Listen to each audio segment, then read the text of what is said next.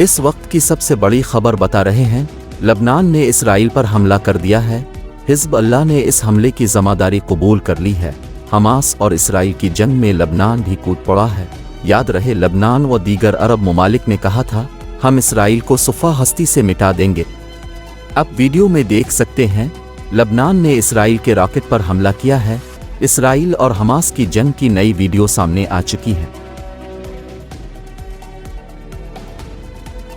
याद रहे, इसराइल का आयरन डोम मुतअद्दिद रॉकेट हमलों की वजह से फेल हो चुका है, जिसकी वजह से इसराइल में तारीख में पहली मर्तबा बड़े पैमाने पर तबाही हुई है। अरब के मुतअद्दिद ममालिक हमास का साथ देने का ऐलान कर चुके हैं, जिसमें अब इराक, ईरान, लबनान, शाम, अफ़गानिस्तान, दुबई, कुवैत और सऊदी अरब ने हमास का भरपूर साथ देने का ऐलान कर दिया है।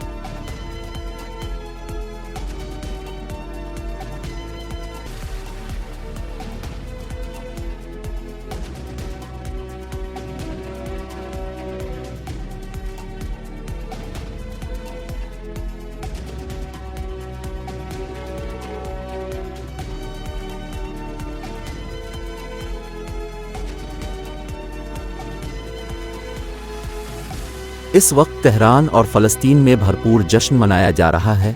माहिरीन का कहना है, अगर इस जंग को ना रोका गया तो ये अरब की सबसे बड़ी जंग बन सकती है।